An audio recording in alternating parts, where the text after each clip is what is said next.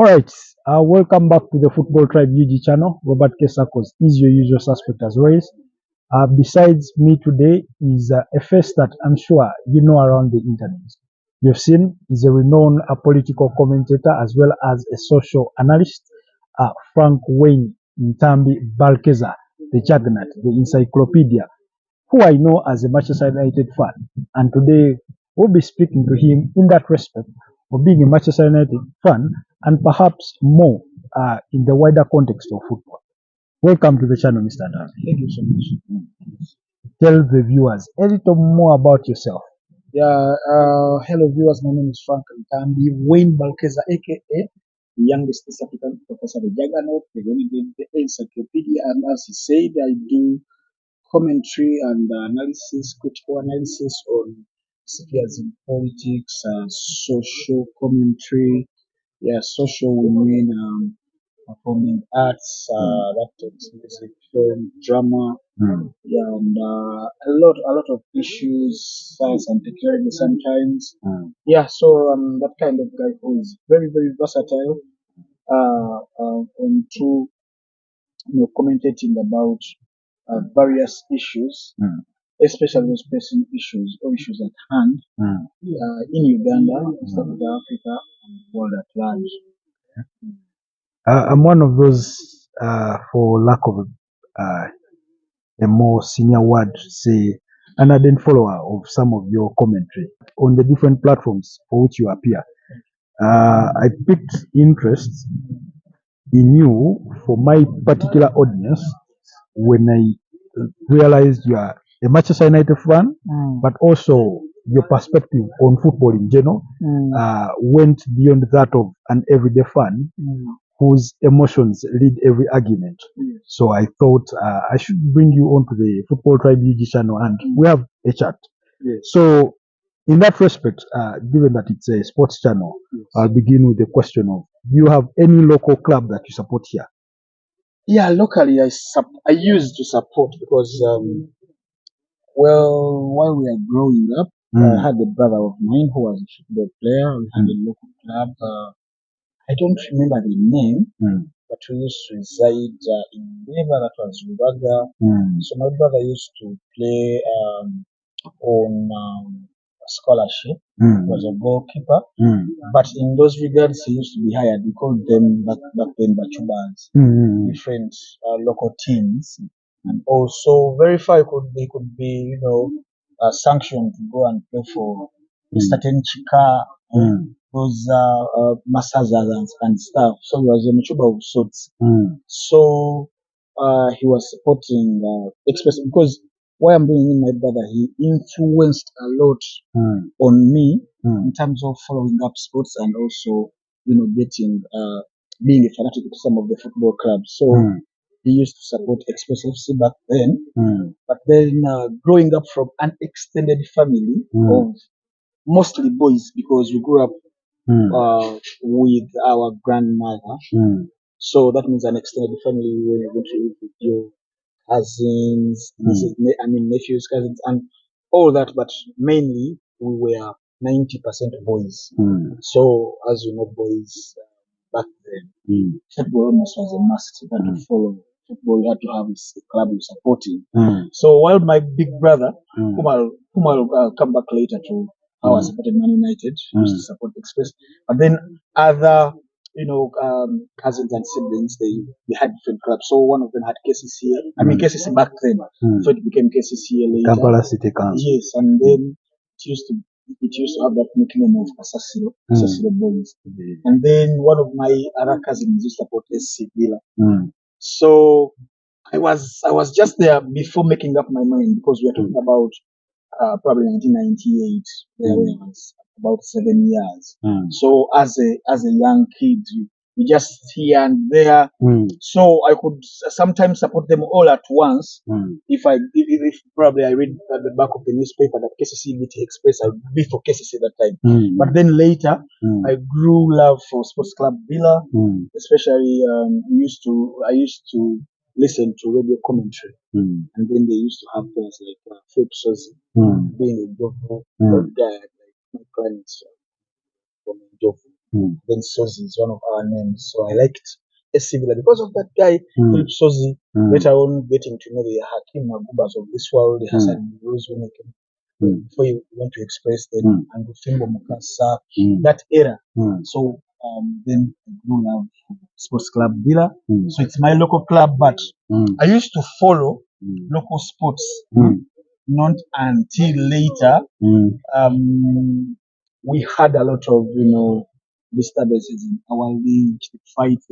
That was around 2012, 2013, around that period where we had the Uganda Super League, and then from FUFA, and then the Fred Muemas had their camp. Definitely. I think just like you, that's where my love for local club football kinda fizzled out. Thank you. That time I felt I paid allegiance to SC Villa, largely because every time I opened the back pages in my years of early 2000, Villa used to dominate affairs. Those are the days of Mitchell, of course, Jogo Young. They were really on top. So that being always on top of the table influenced my decision to support them. Yes. And then so even before the 2011, 2012 conundrum, the administration of having two leagues, I think where my love deteriorated for local club and my Villa is that game of Villa beating, was it Agogo? That club where we finished 22 goals. Yes. I was like, what the F? What is this? So I smelled something. A friend of mine, also a son to the late Uganda Cranes coach. Sorry, yes, Uganda Cranes goalkeeping coach Fred Kajova. Son is called Paul Chigozi. Calls himself Kajova Jr. on X. He's one of those that keeps referring me to that moment when he questions why I chose to support SC Villa. It's like he's always trying to incite me into supporting KCCA. He's one of those ardent local football fans that I know that there is. Anytime, even if you told him when he's seated at the lunch table that there is a KCCA game starting, he will leave the plate and run to the game. So clearly, I do understand when you say that some of those things have kicked you out. Yeah. And for me, I would say, I was one of those who was so conservative of the administration when we got Dennis Obua. Dennis had his shortcomings, but then it was at Dennis's era where our local football league was blossoming.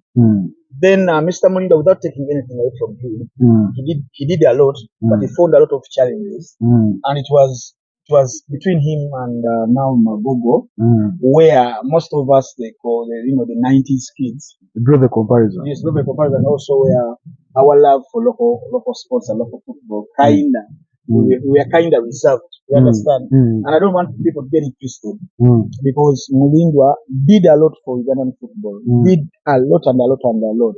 But then, unfortunately, it was also for his era and now Mr. Magogo, where everything went to waste. I don't know why, for so many reasons. Speaking of FUFA president, for some of us, we fell in love with, I think, Lawrence Mulindwa because of his individual love for the sport, and then going on to invest into it in a large scale.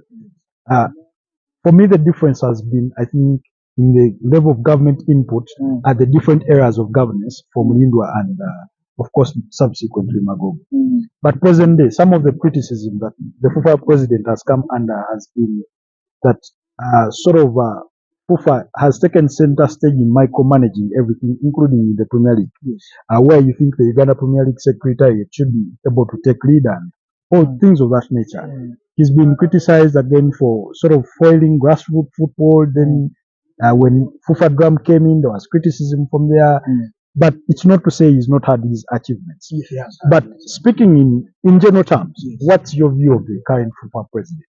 The current one, I think besides all the negative criticism he's getting, some of which is kind of justifiable for me, but also he has, contributed much to one, when I'm trying to measure his strength and achievements, it has come more onto the national team, Uganda Cranes, because imagine that for what Dr. Lawrence Miller did for Uganda's football, never got a chance of qualifying in this era. And then we did it did it in via Magogo's era. But then, sometimes it's kind of a build-up that maybe if Mr. Lawrence Miller didn't do what he did, probably then Magogo wouldn't have achieved what he has achieved.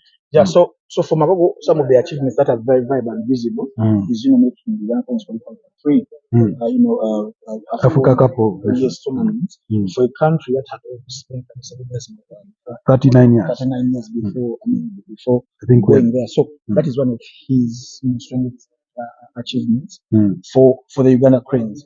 Then for the local football, as I've said, after all that happened back in the day, I haven't been really following how they do on the ground.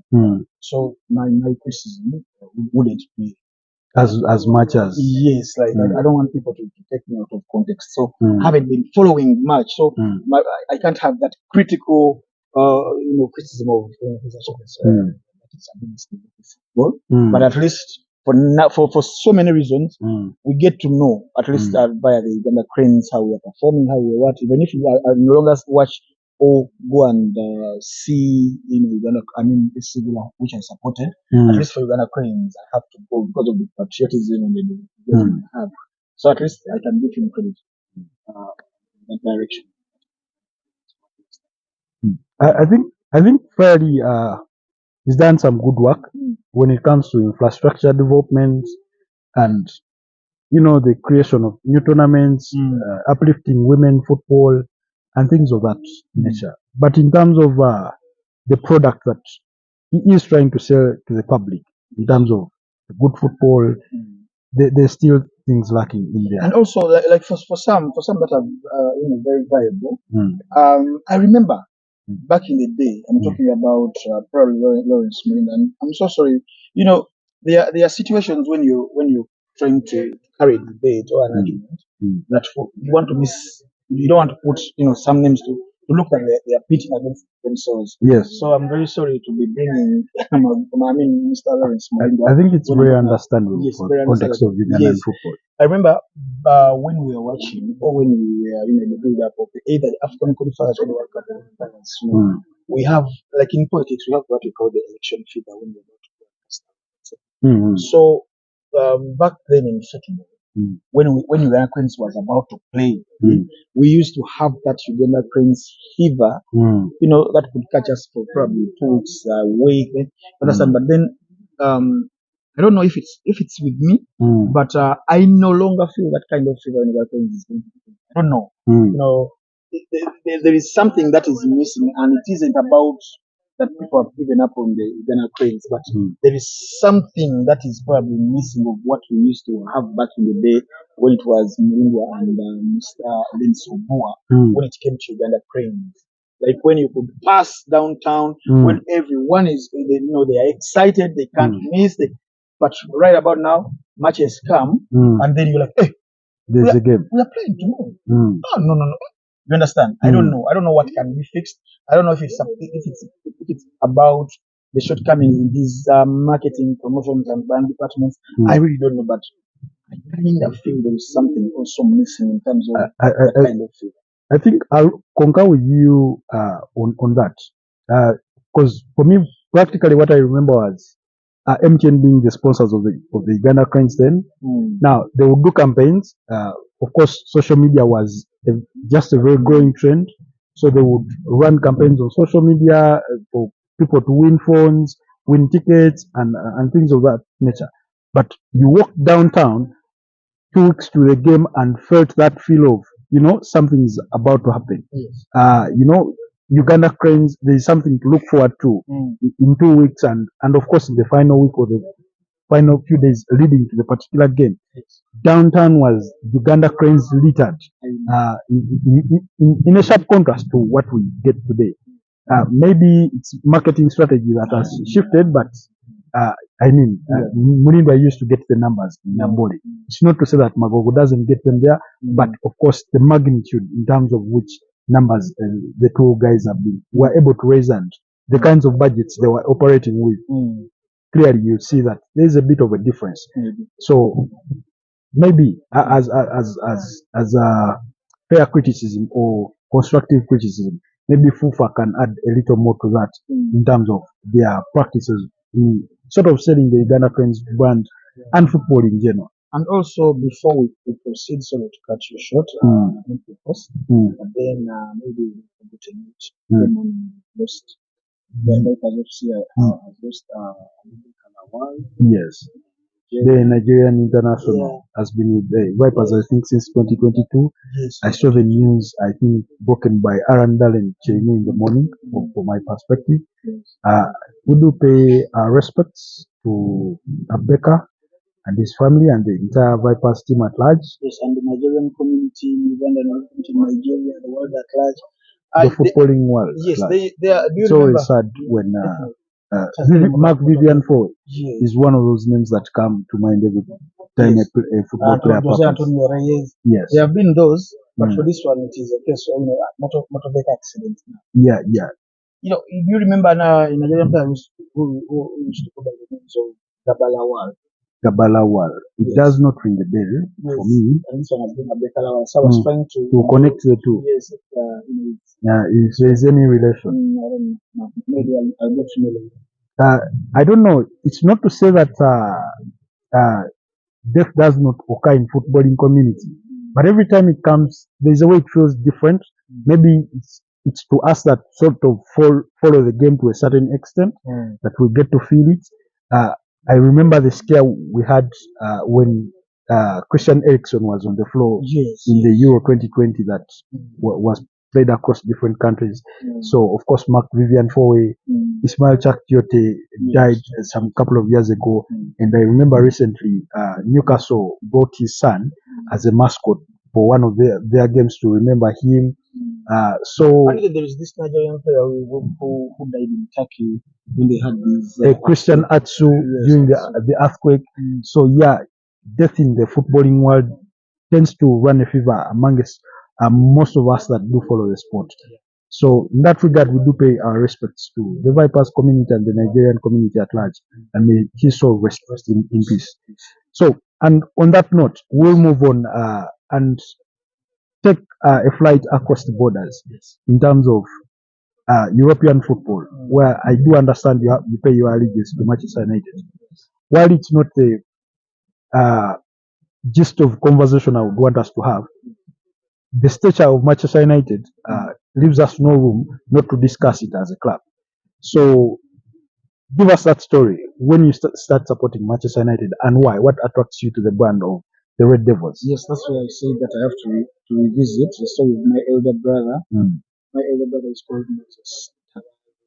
It's created by someone who has Moses in Towers. The name does kind of ring a bell from my days of listening to David Rumansi. Yes, but for him, he stays in has now a sports bar. It's called Pentagon Sports Bar. It's in Denver. Yeah, and he does a lot of other businesses. So he is the reason why I supported. We have an age difference of probably about 15 years. Oh, that's huge. So he's my elder brother. So many people mistake. So as I said, he was a footballer back in the day. Being a footballer, I used to buy kits every now and then. So whenever he could go to buy his own, he could get me. Also wanted to be a footballer. So what happened to your footballing career? I don't know. Maybe it wasn't my calling. It wasn't my calling. Maybe it wasn't a gift I had at the time, but for him he had one. But also because there are so many ways where people do what they do. Sometimes there are those who are gifted, then there are those who learn. Because, for example, you can see in a squad back in the day when we used to measure quality, you could find what could I say? An AC Milan that had the Rui Costas and the Kakas of this world, but then they could have the Kaka characters, who could tell probably mechanics.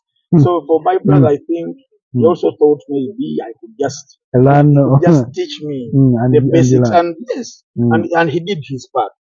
But being born, I don't know, I was getting sickness, malaria and stuff. In your short-lived career of playing football, what numbers were you playing? Yeah, I was a forward. And when I was studying my primary, we used to have those tournaments for primary Inter-school yes. sports. So for my school, I used to study from Ardent Manchester. There in Chibuye, studied there from kindergarten to 6. So I used to represent. And also when I went to another school, I was in the PA, that is in I used to also participate, and I was a forward. So, and at that time, 2004, I used to call myself Luisa. Luisa. A man whose career was troubled with injuries. So, taking you back, my brother taught me some the basics. I wasn't that bad. If you can, at least on my good day, I could be better than Hoyland. Rasmus Hoyland. Yes, my good day. So I wasn't that bad. So he used to buy himself kits, those jerseys and stuff, and then he could also used to get me. So he was supporting Man United. So he bought his, and then he could buy mine. My first shirt I wore was by Choker. Yes, those Mevumbas which came, they were by the original jerseys. But initially at home we used to watch TV. So there was TV Africa that could use to broadcast some of the games. When you mention TV Africa, a Gen Z out there may get confused. Yes, maybe asking, what is he even talking about? Yes, we used to have a TV called TV Africa from Sunny TV. It used to broadcast some of the games as others were on DSTV. So I used to watch. I was someone who watched TV, and I think it has shaped for what I've become now. I used to watch a lot of TV. I used to listen a lot of radio, and I used also to read a lot of print. So while watching TV, I liked soccer, and my first football club that nobody forced me to love, I think was Liverpool, and it was because of Michael Owen. I don't know. I liked the name Michael Owen. No, pause it there. Yes. You loved Liverpool, and present day you're Manchester United fan. Yes. Two rivals. It's like maybe for lack of a better example, but one closer to home is that somebody saying I used to support Express, but now I support Villa. SC Villa. Yes. So bitter rivals. Yes. So I used to like Liverpool. I'm talking about when I was 7, 8. Yes. But then I think my brother was like, no, I have to shape him not to support any other club, but Man United. So he used to be, what could I call it? Emotional blackmail and stuff of saying bad stuff about Liverpool and then praising Man United. And then 1 year later, that was the season of the treble, the Faggy treble, the FA Champions League and Premier League. And I think that was the time when he was like, Frank, don't support any other team but Man United. You see what we have achieved in this year. You understand? So I think that was the time I started supporting Man United. So he influenced me a lot to support Man United. That was 1999. So from 1999 up to 2005, those are how many years? 24 years. I'm supporting one football club, Man United. That was how I started supporting Man United. That's quite an incredible journey. That's quite an incredible journey. As a United fan, having seen it from the Fergie era, winning that treble, all the achievements they've had over the years, and what has been your favorite moment watching Manchester United? My favorite in those 24 years. It's my 24 years. I think my favorite moment, and it was that season of 2003. Where we won the Premier League, where we had David Beckham, Ruud van Nistelrooy, of course we had acquired Rio Ferdinand from Leeds, we had Tim Howard, whom had replaced Fabian Barthez, that team of Gary Neville and the right. Phil Neville. Yes, Phil Neville was Paul Scholes. Yes, the Paul Scholes, the Roy Keane, the Nicky Butt, Randy, Ole Gunnar Solskjaer, Teddy Sheringham before he went back to Spurs. That team, when we had lost Dwight York and Andy Carroll, so that was my best because we had, you know, when you study like in the primary school, you have those conversations with the other kids. So we used to have debates and arguments every now and then of which club is the best. And that was the time also when Arsenal was at its, Best. at its best. So I can never forget that season. But unfortunately, that is the season that took my best player, my favorite player of all times. Manchester United. Yes, that was David Beckham. I liked Beckham so much that even today, when you tell me, Frank, just name us your favorite, not greatest, but favorite football players, David Beckham has to be there. Ronaldo, Luis Nazario Galina has to be there, and Ronaldinho Gaucho de Assis Moreira. Those three. Now, I think similar to you in a bit is that for me, Ronaldinho is the greatest player I've watched. Although I even watched him for a short spell because of the limited access that we had, but he has been the greatest in terms of football as an entertainment, as a sport. Yes, so that was the season. Unfortunately, we lost my favorite football player. And he joined Real Madrid. He joined Real Madrid, and I was like, I have to support now Real Madrid. I've given up on Man United. I liked Beckham so much, but then I think it was too late. Present, did you carry any favors for Real Madrid as a club? I had to, because then when Beckham left, then we acquired an 18-year-old from Sporting Lisbon, Cristiano Ronaldo.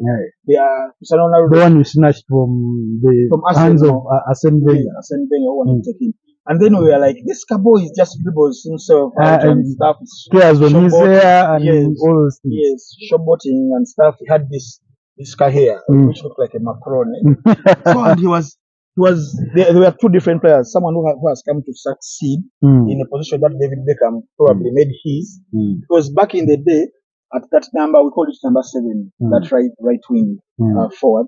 I think Beckham could be rivaled by Luis Figo in the same position, but Beckham had made it his almost. Yes. He had that long pass, that final cross, that free kick. Yes. If you needed a player in the final minutes of the game to either put that ball in the back of the net through a free kick or set it up for a Ruud van Nistelrooy waiting to make a decent header, you had to call upon a David Beckham at the time. Corner kick, set pieces and stuff. I remember when we were going into the 2002 Korea-Japan World Cup, England was facing off Greece. Remember that game? Yes. So England had to win that game by all means for it to qualify, and it was 1-1 in the 93rd minute, and then they fouled. They fouled, I think, Emil Eski, and we had a free kick, some 33 yards, and then Beckham came in, and we celebrated. So we went to Korea and Japan World Cup. That was how lethal David Beckham was with set pieces. So I was telling you that was my favorite Manchester United player of all time. Yes, and also no. Favorite player. Back then, at that time. Then later I'll tell you other players that I used to love. So Beckham left. We got in Ronaldo. So my second favorite moment was when we won 3 consecutive years the Premier League. 2006, 2007, then 2008, and then in 2008 when we won the Champions League too. I think those are the almost memorable favorite situations that I adored Man United. So in terms of trophies, we've spoken at least about the players. In terms of trophies, that game that you watched could have been a cup final, could have been a final game of the season. Any game could have been a UEFA Champions League game. Yes. Any nerve-biting game that United played, but at the same time one that you really enjoyed, that for you cannot be rubbed out of your memory. I think the Moscow final. UEFA Champions League. Yes. John Terry sleeping in that penalty kick. Ronaldo missing the penalty in the 90s. Edwin van der Sar in that. Yes. In the goalpost. Definitely. Ronaldo scored and I think he missed the penalty in the 90s. But then, a time when I didn't watch live when United was lifting the 1919 Champions League final. I wasn't. I just watched replays on Sundays later with TV back then. So that was the very, very first time I was watching a Champions League final. when my favorite club is playing.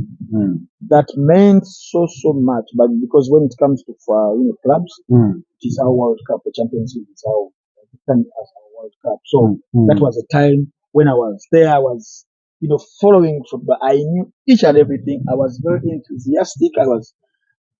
I don't know, I was kind of those very strong fanatics of. At that time, I think if we could rank, I was one of the best in the world.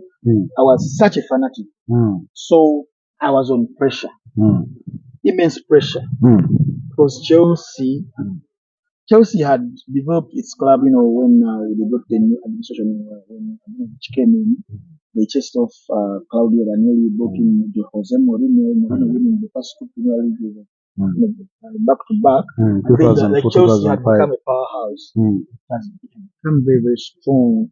It had players, the Peter Cechs, the Ashley Coles, the Abayo, Contenis, Claude McLellan, Frank Lampard, John Terry, Didier Drogba, man. Edu Gudjonsson. Chelsea was such very different, very new, but very beast of a team.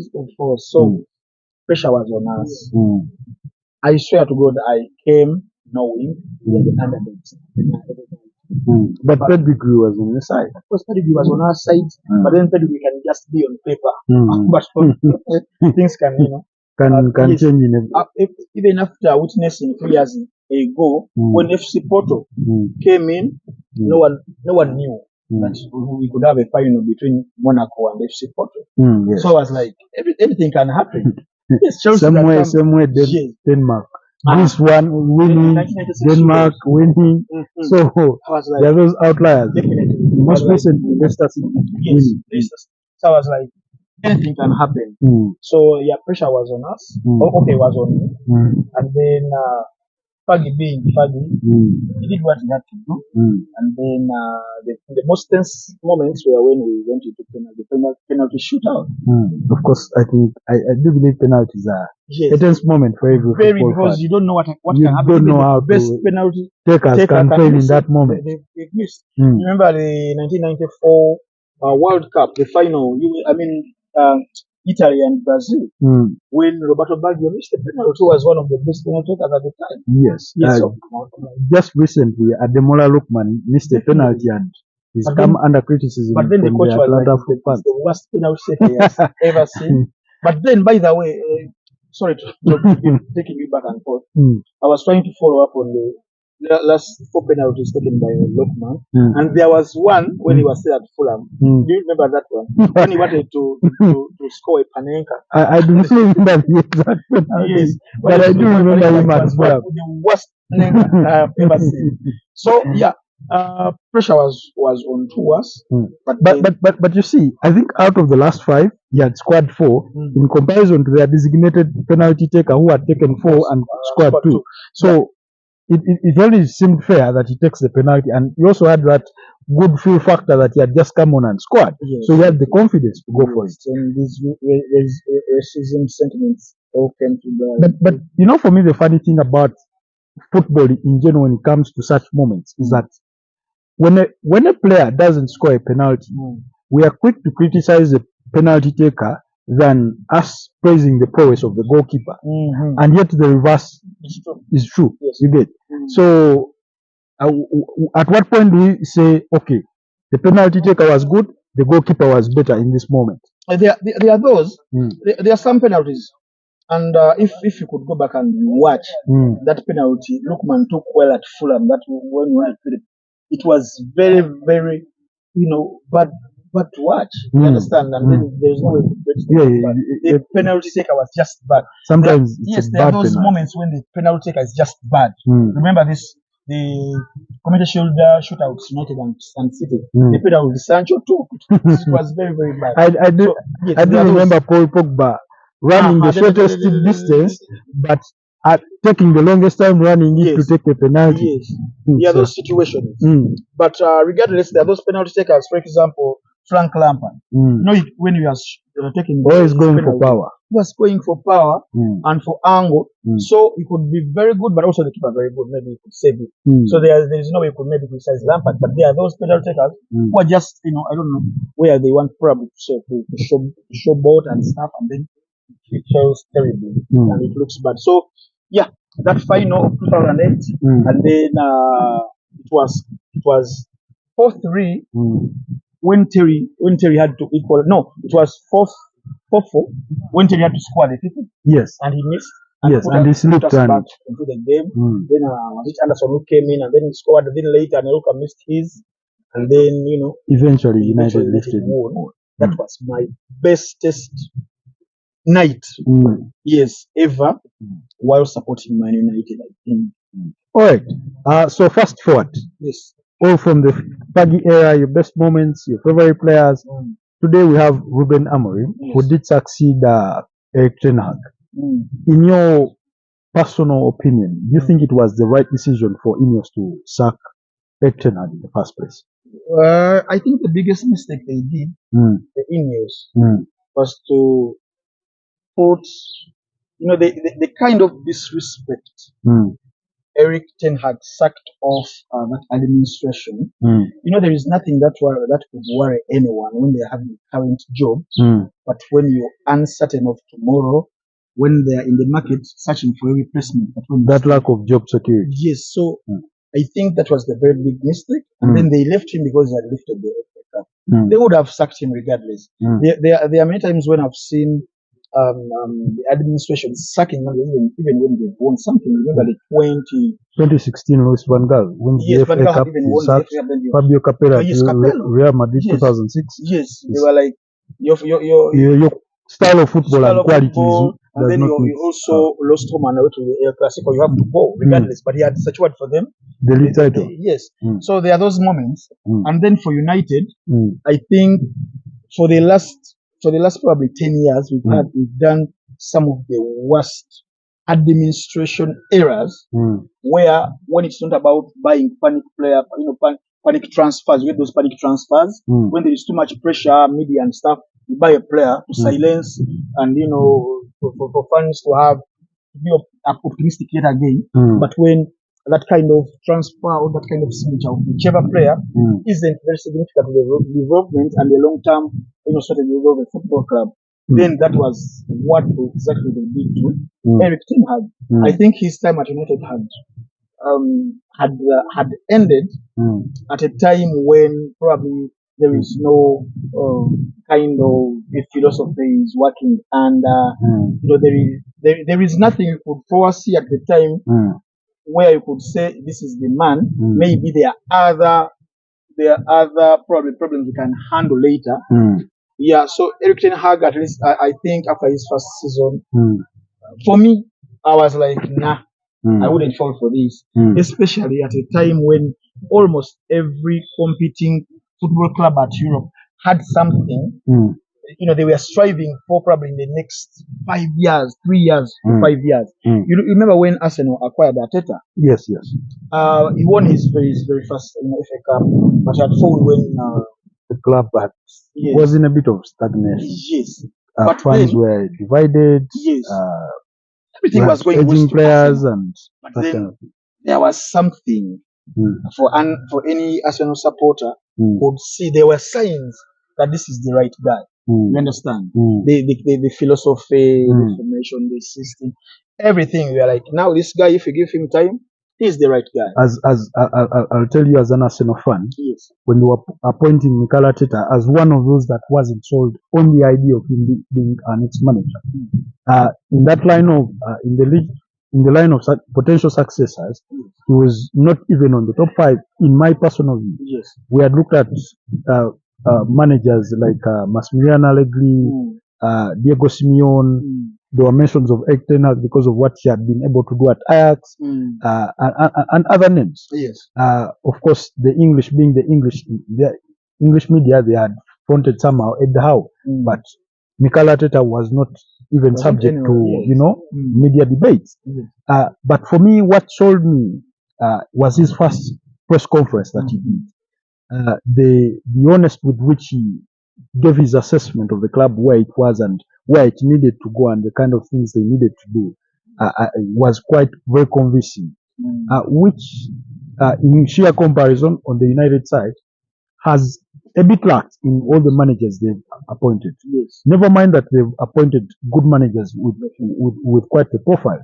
But also, I'd want to mention that you're right on the idea that Erik ten Hag was retained in the job, and even the former defender in Rafael Varane came out to, while speaking to the Athletic, to say he was also surprised that Erik ten Hag stayed. Yes.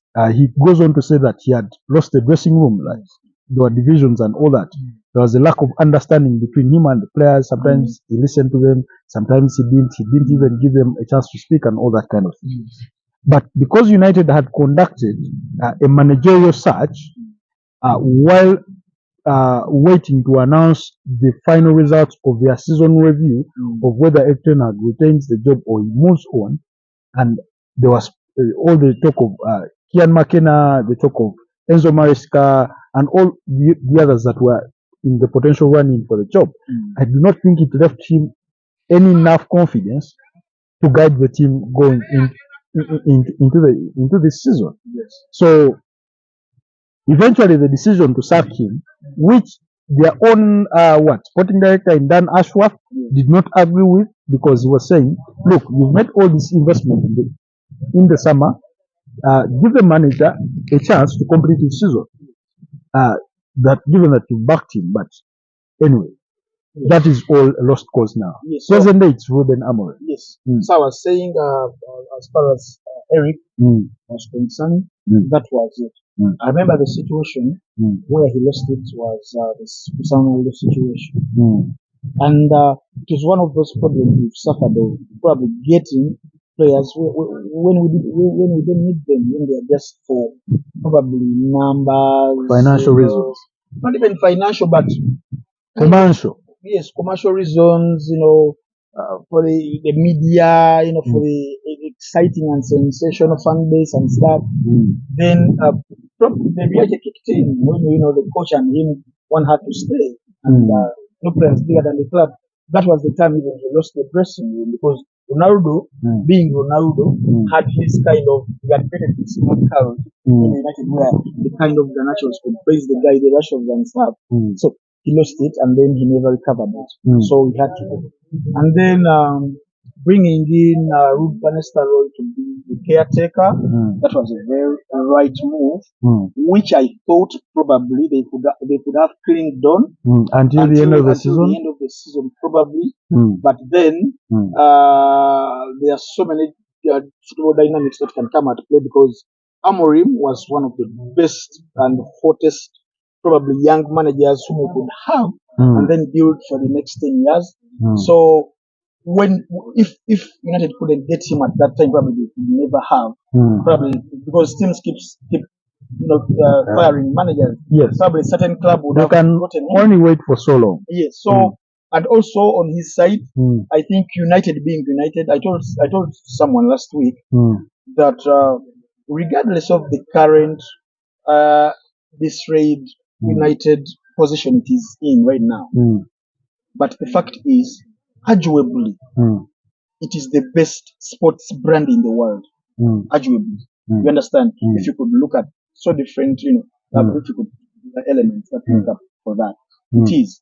So for Ruben also, when it is United calling, hate it or love it, he has to make his decision very, very, very quick.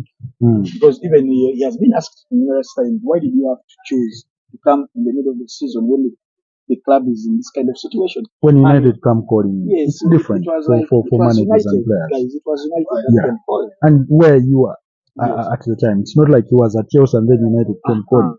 And then his coming at United came when now it is about trust funds and also the administration of, are you willing to suffer for some time and then you rejoice for the most of the years? So he comes in with United and taking on all its troubles. And then he had something he had built with Sporting Lisbon, which we all saw. But it's also the kind of situation where we also saw Erik ten Hag building at Ajax. So he came in, I don't know, like, and before we knew, we had fired him. And then we are having kind of replica of the transitional kind of manager. Like we had Erik ten Hag, someone who has done it at Sporting Lisbon, then he at United, but coming in the middle when he's going to find players who are not his, players who can fit his philosophy, someone who has come with a totally different kind of philosophy that United had ever played. Save for the moments of Louis van Gaal, who had come to kinda, build that kind of philosophy of passing, but not the system. You understand? So it comes in there when the team was used to play differently, the formation was kind of differently, and then to impacting that kind of philosophy and formation of his into that current squad was probably, I couldn't see it coming. But then he had to start, because at the end of the day you have to start. But then also I liked the fact that for him, he knew the mess he had brought himself in, and he knew what can take for him to get out of there. But then he had to assure us, the fans, that you guys look. There are times even when he won some matches, 2 matches, and he was like, "This is about the win. It's about how we are playing, and we are still far away from what I want us to play." So he's the kind of guy who knows what he wants. But also the reality is that we fans, we are not that patient. No fan can be able to bear to go 4-5 weeks consecutive minus winning. Even given the kind of, even the media England has, or the world has, and as opposed to Man United, as Man United, you understand? So pressure comes in, and then you see the kind of manager who is very, very stressed every time you see him. Every time the camera goes on to Amorim, to someone who could go 2 meters there, comes back, we can't, we are making him look like 50 or 60 when the guy has just blocked that 40. I think for all Manchester United fans, unless you're Ferguson era, Yes, I do not think the word patience is built within you. It is only built within Chelsea fans, Liverpool fans that date as far back as that, and probably Arsenal fans of the after 2004, because the years of Ferguson, especially after 99, was that United was used to winning something almost every other season. If they missed out on the Premier League, they went away with the FA Cup, they went away with the UEFA Champions League, or even sometimes they were winning both, and that kind of thing. And even when United missed out on winning the title, you still weren't worried in terms of where the club was going. And yet present day, it's in sharp contrast of that. While Ruben Amorim, personally, I critique him for his failure or to adapt to his current situation. And why? Tactically, once you learn, because he's now had 22, he's coached United through 22 games. 22 games, he's won 9, he's lost 9, he's drawn 4. That is fair assessment for you, a manager, enough to know that, okay, these players, this group of players that I do have, does not fit in this kind of system that I want to play.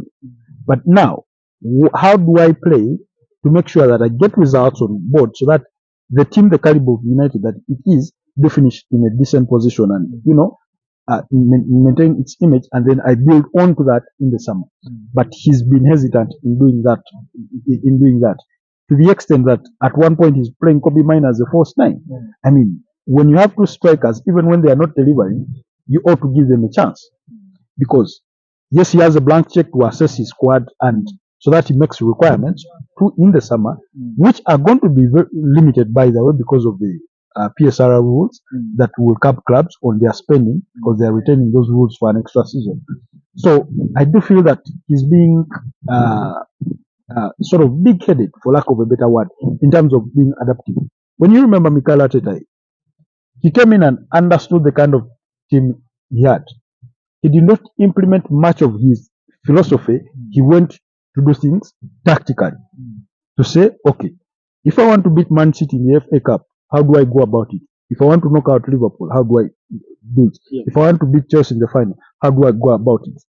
You get. If he had desired to play the way his thrust of demanded to play, Arsenal wouldn't have even lifted that FA Cup. So I get the feeling that Ruben Amorim needs to sort of pick a leaf from that for the extent of this season, because the advantage for him is that he's still in the FA Cup and the Europa League. And the Europa League, and even in the Premier League, with what 13, 14 games to spare, go win 10 games on the spin and you'll be in the top eight. You get exactly. So, but as things look present day, if he continues the way he is playing football, it doesn't really look bright. And I mean, I've personally been hearing it for the first time that United are finishing outside the, the bottom, the top eight, because even 8 for them was, an all-time low in itself. Even at David Moyes' era, we finished 7. Exactly.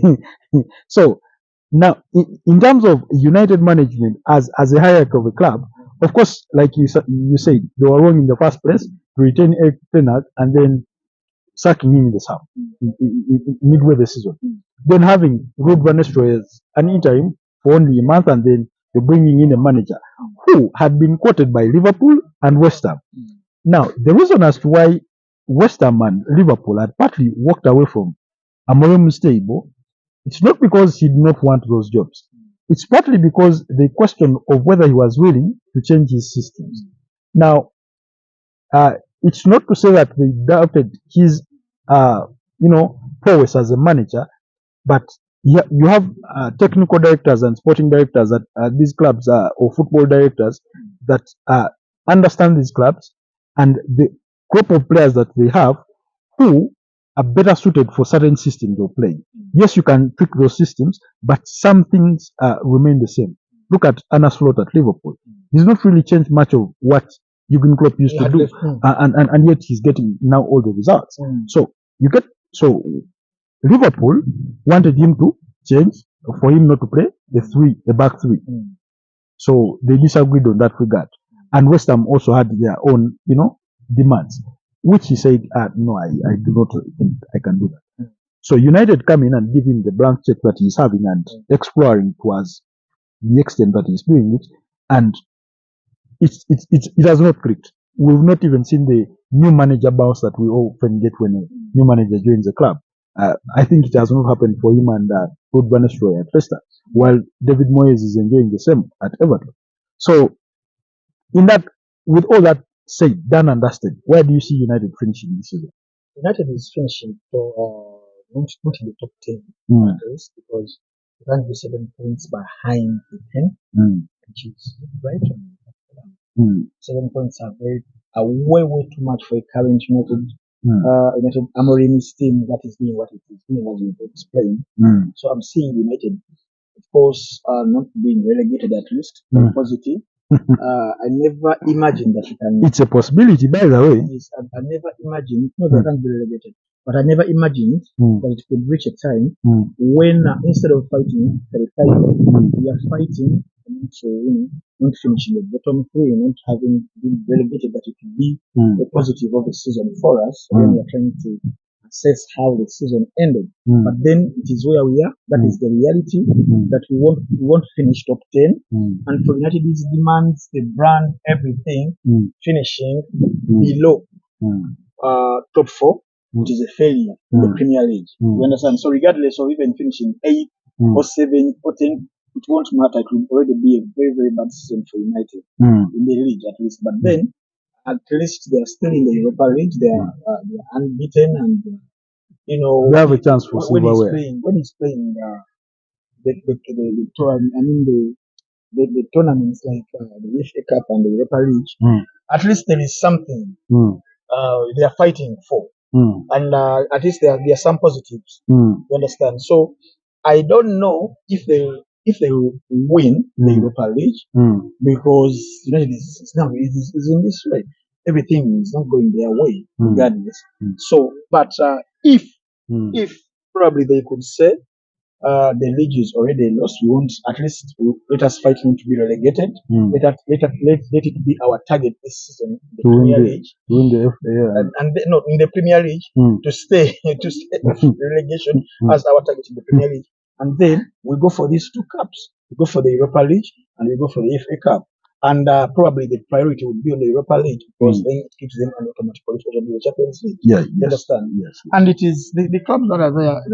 They are not as difficult as they used to be back then. The Europa League, but even if they were difficult, yes, you're talking about a United side that has managed a 2-2 draw against Liverpool. This decent Liverpool that has been beating everyone in the Champions League, and then went and beat up against Manchester City. Yes. Not that City are having their best season, but we saw the headache they gave them. We saw the headache they managed to give Arsenal, at least for the better part of the game, before set pieces served Arsenal. So clearly, there is potential for, especially in cup tournaments, for United to go and get results. Yes. So that's what I'm saying. If we could prioritize into the Europa League as the biggest target this time, it could have saved a lot for him as and also for the fans to have the bragging rights at the end of the day as they did last time. But they didn't do very well in the Premier League. They didn't win the Champions League. At least they won the FA Cup. Enough to save a very bad season for United. But then I think the biggest wouldn't be, the biggest eyesight wouldn't be even winning all that. It is about the stabilization of United to go back to the winning ways, because sometimes what blinds our eyes is winning those things, and then you think when everything is now done that you can go back to the winning trail, and then just slide back and out. They thought maybe after winning the FA Cup, now that it was progression to the next.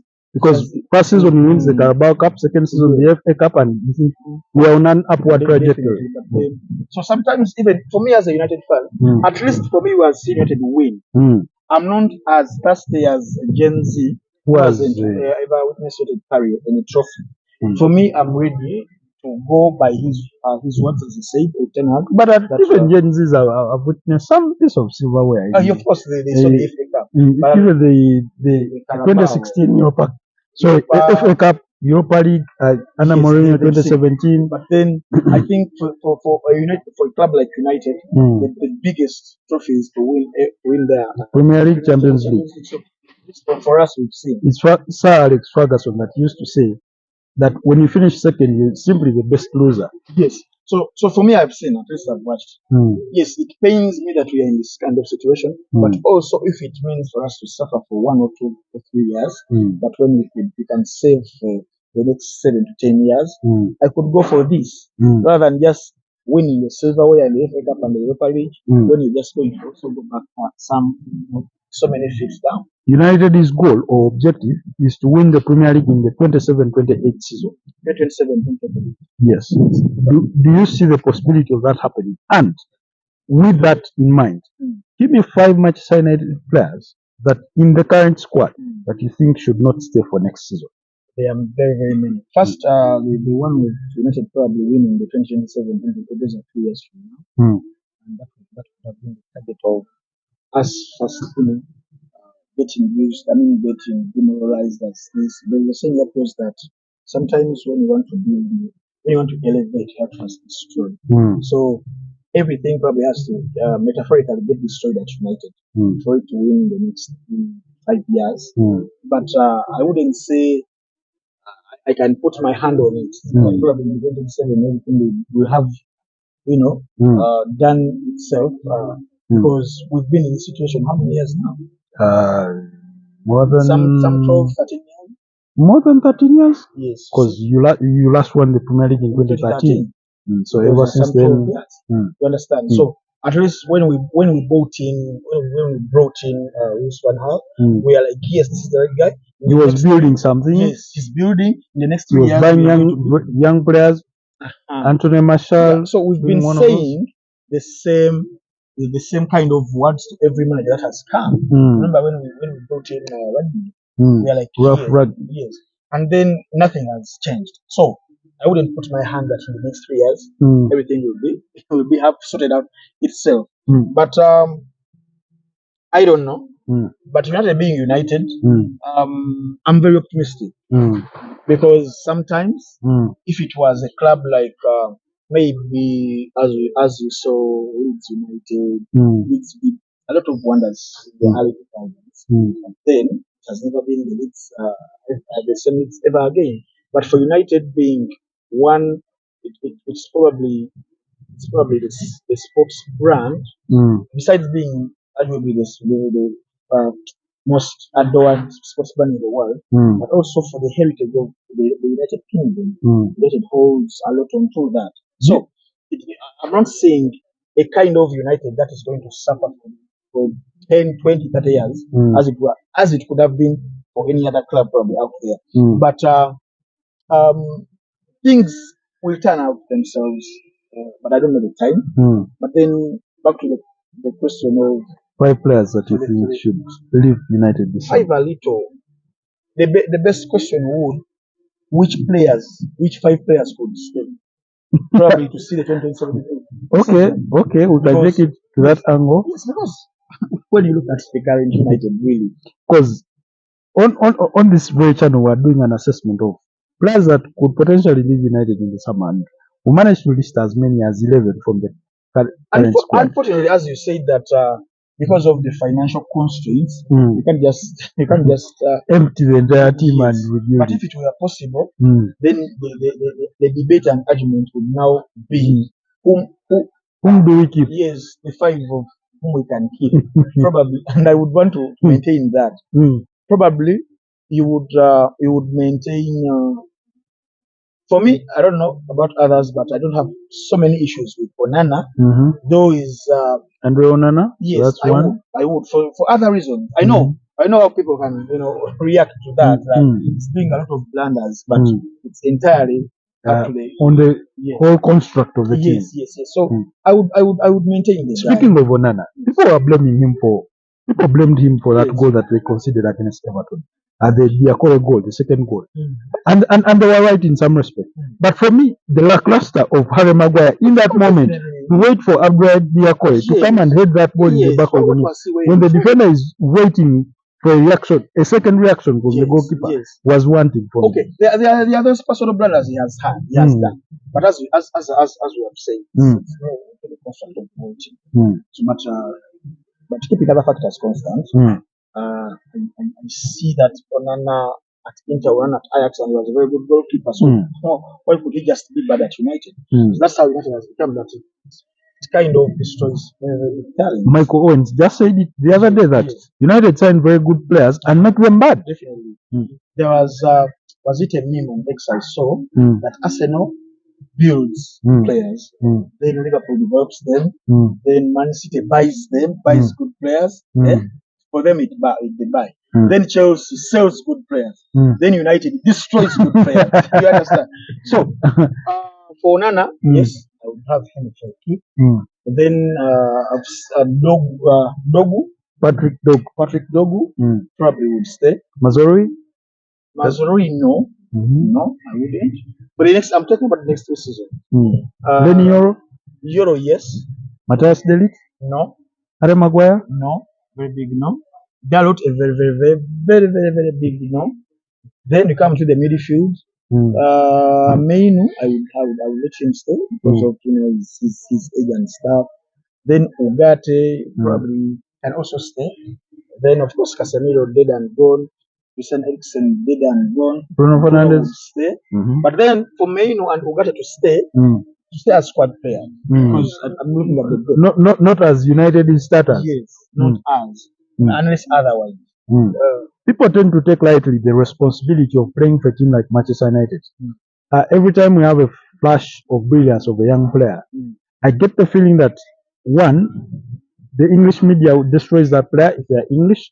2, the workload that is given to those players. There's a way back days gone by, there's a way Arsene Wenger used to manage young players, and even Sir Alex Ferguson himself. There is a way they used to manage young players, even when they burst on the scene and we thought they needed to play almost all the game. Kobe Mainu burst onto the scene and suddenly people wanted him to be the crown jewel of United's midfield. Definitely. And then the season, everything is going to be worse. But at least we've seen what he can do. Yeah, what he's capable of. So I would make him stay for that. I've seen glimpses of what he can do. Alejandro Garnacho? No. And why not? Alejandro, if we are to maintain, you want him as a squad player? No. Amadou Diallo?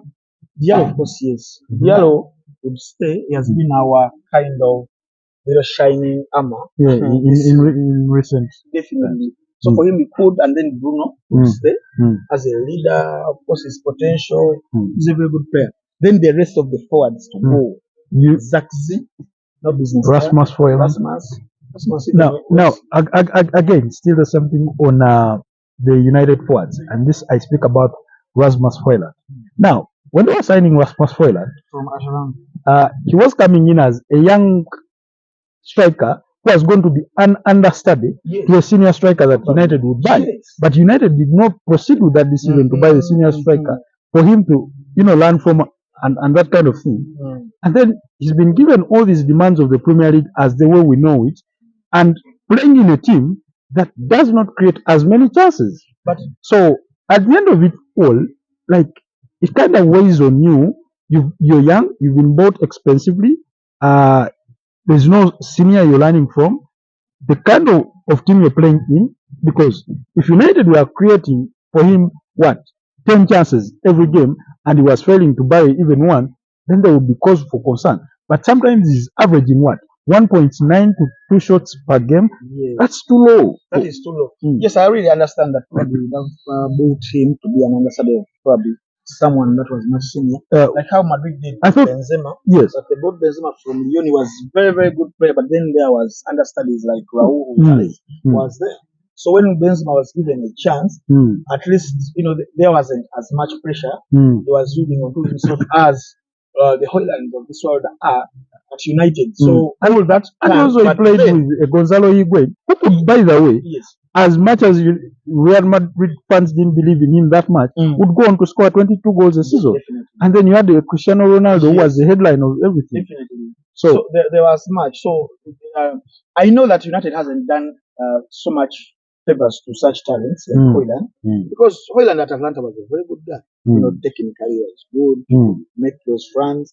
But then at United, given that there can be those shortcomings which you can bring for the club to. But then we have to see someone who is, but then you're failing it to see in Højlund. You fail to see his improvisation as a talented player. You remember Chicharito Hernandez. Javier Hernandez, yes, he could be given just 5-6 minutes in the game and he could do some stuff. I sort of feared that guy because, I mean, he's one of those players that Ferguson could casually call upon to when he's failing to score against the Chelsea side, and he comes and minutes in and he bangs a goal. Definitely. So I think regardless of that, Højlund also had enjoyed himself very much better. So probably he has to be on the next team. Anthony? Of course, Anthony. Already on loan to Real Betis. He did get a red card in their game yesterday. By the way, there are those clubs who have gone, and then we are like, probably United was the problem. But then it was the problem. Now look at Sancho. Without Sancho, probably United killed Sancho, but then what is Sancho? Sancho in the long run has not really delivered. Yes, what did he do? There's still a chunk of season to go for him to redeem himself, but again, he's not made himself into that player that Chelsea call upon when things are not really working. At some point, I felt at least Pedro Neto has played better football than him. He did provide that assist for Enzo Fernandez in the weekend. And then, of course, never mind that Chelsea go on to lose that game, courtesy of Marcus Rashford, another Manchester United player, providing the 2 assists for Marco Asensio, who is also known from PSG. So, Rashford, does he come back? Not Rashford already. I think for him and for the better of him, his career and stuff, he needs a new challenge.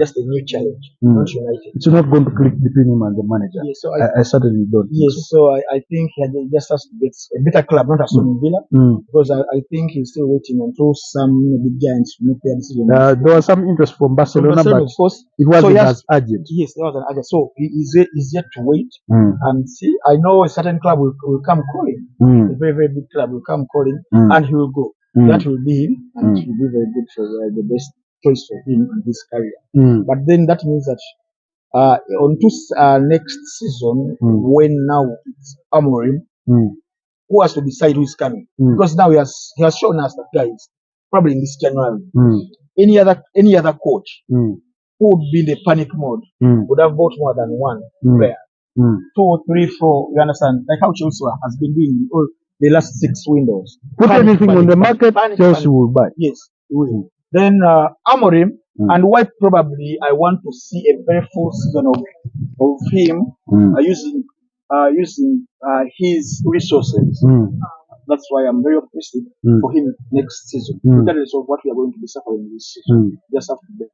I was saying the glimpse of what he once was seeing in his transfer, transfer window, when he was like, I just need left wing back. Then he went for Patrick Dogu, and you see that Patrick, the 3 matches he has played, is kind of promising, at least on that side. Given the way we've just dissected literally the entire United squad, you sort of see that they need at least maybe 7, 10 signings. That's what I'm saying. Then probably the scouting team is doing much, because in the last 13 windows I've witnessed, United has been one of those clubs that have been frauded in the market because it's United. Then, so we are trying to see, because they call it a Manchester United tax. Definitely, it is there. So we are yet to see what his scouting team is doing on ground, of getting very, very young players full of so much talent and potential to come and fill in those gaps. For a manager like Ruben, for his ego, I don't think he can tolerate Marquis signings to his club, because that is the reason why they fell out with Rashford and Garnacho, though Garnacho redeemed himself. So I'm seeing a window that will be full of people we never maybe took so much time to know, see, or to idolize. Probably there might be 1 or 2, but then these others will be the unknowns. Probably then forward we can say Gokares can reunite with him, or whichever, or if they can go for Isak or Newcastle, well, if they can battle it out with Arsenal.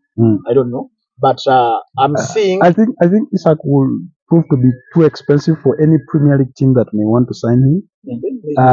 I get the sense that if any of the big teams in the Premier League is going to sign them, it's going to cost them no less than between 120 million to 150 million pounds if you're a Premier League club. And if you're United and you want to spread your spendings across, then it may be a bit of quite a fee. Definitely. But I'm smelling the Marquis signing just for the administration and their usual tactics. So probably cooling down the fans and saying to the media and stuff, playing to the gallery more. Yes, and then these others will be a little unknowns like Patrick Dogu, but who are full of potential. So I'm yet to see that. And then if all fails with Amorim, when he's the one in charge and also responsible for his signings, then I'll be like, no, it's not the time. But right now, I won't say that, because it came into the middle of the mess. That will be a start. Yes. The other thing about Manchester United is that every manager that has left Manchester United has been eventually exonerated by the same fans who spat at him at some point. When you go back to David Moyes, for me, David Moyes, I got this feeling that first of all, he was stepping in very big shoes, and for some reason, the United fan base had this expectation that he should keep them the way Ferguson kept them. Yet Ferguson had handed him a very aging squad, as we saw. So eventually he wasn't given the time. Jose Mourinho finishes second, and he says, I want a defender and a holding midfielder. And then he's basically laughed off by the United hierarchy to say, use what you have, you're not spending more money. In the end, it doesn't work out, he's kicked out. Ole Gunnar Solskjaer does say he thinks it was a mistake to resign Cristiano Ronaldo, among other factors, but all those managers have said things that United need to do in that moment. United does not do them, and then they regret it later. Russell Rangnick comes in and says the club needs open heart surgery, and people are laughing him off and they're like, what are you trying to say? We're a big club. We cannot be that bad. Yes. And yet for him, he had made assessments internally and seen things. Now, some of the things he saw are some of the things that Cristiano Ronaldo was raising as, in his fallout with Erik ten Hag. And if today you sit down Erik ten Hag for an honest conversation, he will point to you some of the things that are inside the club beyond perhaps our own visuals as fans. And you'll be in a way and wondering. Ruben Amorim has started actually mentioning some of these. Says, for example, players were given 5 days off, but we are not told that within these 5 days you cannot fly out of the country. And yet for him, he says it's sort of a factor that yes, you have 5 days off, but because of the next scope of games that we are going to play, I do not expect you to fly out of the country. I do not expect you to spend the entire night in a nightclub and that kind of thing. I expect you to retain a semblance of fitness so that by the time you come back, we just click on things. And so there are no fines and all that kind of thing. And it feels that the culture, the discipline, and the whole structure within which players are treated, there are gaps in there. So you ought to correct that. But I think the conversation about United, we can have it all day. And allow me cut it short and we also sum up this conversation due to the interest of time and say, let's go to the quick fire. Premier League assessment, who wins the Premier League, who finishes in the top 4, and that kind of conversation. Of course, unless otherwise, unless they can have a Liverpool from somewhere, I don't know. Liverpool crown champions season. EPL season. Unless otherwise, I don't see Arsenal shouldn't that gap of 11, though they have a game in hand, let's say 8 points. Tighten them up when it's 11 points. Yes, it is 11. Following yesterday's win for Liverpool. 11 points with a game in hand for Arsenal. And I'm saying, like, if Arsenal wins that game, and they beat them. Which you cannot bank on in itself. Definitely. So we go with 11 points. It is a very, very big gap. Point margin. But it isn't even about Liverpool having that 11 gap. It's about who wants to try and challenge it. Yes, and we are having Arsenal. And they are falling short every now and then. They have very big problems. Though I don't know, but I won't criticize so much Arsenal this season, and also why would you say you won't criticize them, given what you've seen? Yes, given what I've seen, that they've gotten unforeseen circumstances of having probably those injuries, and also the fact that they're having a very small depth of the squad. Yes, so it isn't that Arteta did this kind of erroneous season-ending injuries for Tomiyasu, Kai Havertz, and Gabriel Jesus. 2 months out for Martin Odegaard at the start of the season. Yes. Bukayo Saka out for a similar amount of time. Gabriel Martinelli same time out. Definitely. And then all the other things that have happened. So I can't have Arteta on the oil and say that this had to be you. Because really, what could he have done even if it were any other club? Because now we are having kind of Pep Guardiola who is lamenting because just missing one player in God. How about Arsenal is missing 5-6 players of their starters? Yes, and kind of time limits. So it is. I was saying that it isn't about Liverpool more of having the 11 gap. It's more about who is chasing them, and that is Arsenal with all their shortcomings they've had this season. So, and then I would conclude like saying that Liverpool are the winners, and it's otherwise. So we shall see Liverpool winning. So then who finishes second, third, and fourth? Of course, Arsenal will finish second. Then Man City will finish third. Then fourth, it will be a draw between Chelsea and Newcastle. Aston Villa is out of it. Aston Villa is out of it, and then Nottingham Forest. I don't know why I feel they lost. I don't know why I feel that against Newcastle. They'll get that very, very bad run of some 4 to 5 matches. Around, I don't know. The interesting bit about the Premier League is that it has 2 sessions, especially after January. You have that third match period, and then what I call the Premier League corner, usually midway April, to conclude the season. Yeah. So I'm seeing Newcastle replacing Nottingham. Not very far, but very soon. I see that. I'm yet to know I'm yet to see their point margin. I don't know. Their point margin is not so big. I really don't know. But whichever, I can see Newcastle is on that trail of having one of the best. They are another very good season for the Magpies. So Chelsea, we thought. Yeah, at some point, we were discussing Chelsea being in the title chase. Was contending for the Premier League title. Yes, and yet then Chelsea went back to Chelsea ways. Winning again. Speaking of Newcastle, Man City, and Nottingham Forest, City and Newcastle are behind Forest by just 3 points. Yeah, it's just time.